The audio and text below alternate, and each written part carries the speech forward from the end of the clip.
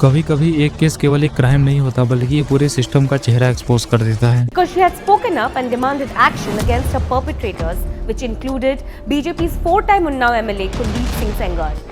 We are talking about the Unnao rape survivor. Hello दोस्तों, मेरा नाम है मनीष। तो आज हम बात करने वाले हैं उन्नाव रेप केस के बारे में। She was 17 when she was gang raped. When she saw her father lose his life, जिसने इंडिया के पुलिस, पावर, पॉलिटिक्स और जस्टिस सबको एक्सपोज कर दिया और यह सबको दिखला दिया कि ये सब अंदर से कितने ज्यादा खोखले हैं। ये एक रियल इंसिडेंट है 17 साल की लड़की की जो सिर्फ इंसाफ मांग रही थी, लेकिन हमारे सिस्टम ने उसको इस तरह से तोड़ दिया कि उसको जिंदा रहने के लिए भी स्ट्रगल करना पड़ा। Part 1 the horrific incident.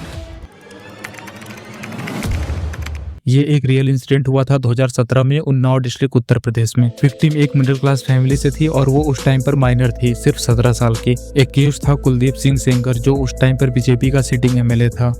BJP MLA from Unnao Kuldeep Sengar has been arrested by the CBI on charges of rape.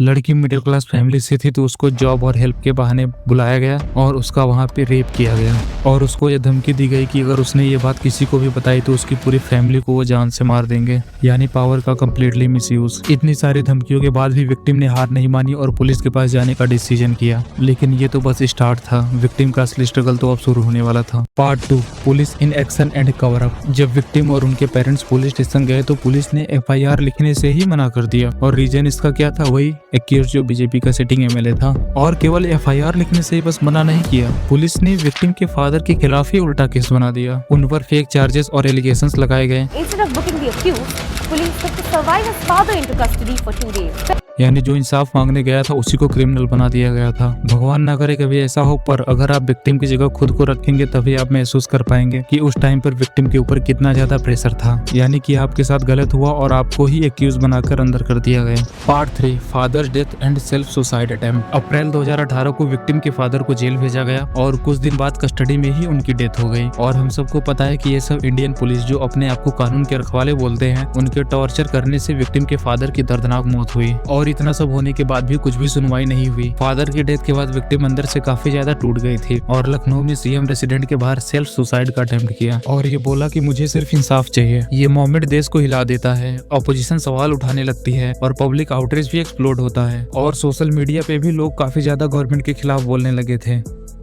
Part 4 investigation. Pressure के बाद केस CBI को ट्रांसफर होता है। Rape cases, fake allegations, father की custodial death पर सब पर अलग अलग फेज से FIR फाइल की जाती हैं और फाइनली कुलदीप सिंह सेंगर को अरेस्ट किया जाता है।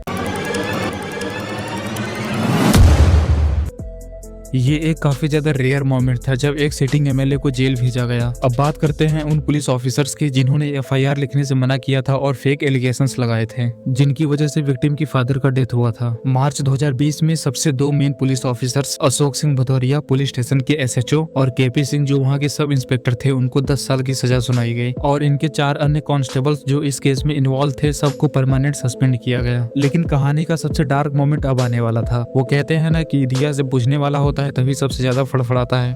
पार्ट 5 दी शॉकिंग रोड एक्सीडेंट। जुलाई 2019 विक्टिम अपने लॉयर और 2 आंटी के साथ कोर्ट हियरिंग के लिए जा रहे थे। रायबरेली के पास पहुंचते ही एक ट्रक ने उनकी गाड़ी को टक्कर मार दी और सबसे नोट करने वाली बात यह थी कि उस ट्रक का नंबर प्लेट पूरी तरह से ब्लैक कलर से पेंट था। इस ब्रूटल एक्सीडेंट के बाद विक्टिम क्रिटिकली इंजर्ड हो गई और उनके साथ उनके लॉयर भी इंजर्ड हो गए, लेकिन उनकी आंटियों की ऑन द स्पॉट डेथ हो गई। इस इंसिडेंट को हमारी कोर्ट ने एक्सीडेंट का नाम दिया, जबकि हम सबको पता है कि ये प्लान्ड अटैक था। और यहीं से हमारे इंडियन जुडिशरी के सबसे बड़ी लूपहोल के बारे में पता चलता है। जब आपको पता है कि एक्यूज्ड एमएलए है तो विक्टिम को कुछ तो प्रोटेक्शन प्रोवाइड कराते हैं, लेकिन नहीं, इनको लगता है कि बस अरेस्ट करना काफी है। इसके बाद देश भर में सवाल उठे और प्रोटेस्ट हुए और ये कहा गया कि ये प्लान अटैक था और इस प्रोटेस्ट के बाद सुप्रीम कोर्ट ने केस को दिल्ली ट्रांसफर कर दिया विक्टिम प्रोटेक्शन के लिए। उन्नाव में लाशें गिरी तब जाके गवाहों की कीमत समझी गई।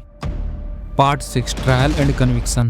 दिल्ली के 30 हजारी कोर्ट में ट्रायल हुआ और एविडेंस के रूप में मेडिकल रिपोर्ट्स, विटनेस स्टेटमेंट्स और CBI चार्जशीट को एविडेंस के रूप में प्रेजेंट किया गया और फाइनली 16 दिसंबर 2019 को कोर्ट ने कुलदीप सिंह सेंगर को रेप का दोषी माना। 20 दिसंबर 2019 को कुलदीप सिंह सेंगर को life imprisonment till natural death की सजा सुनाई गई।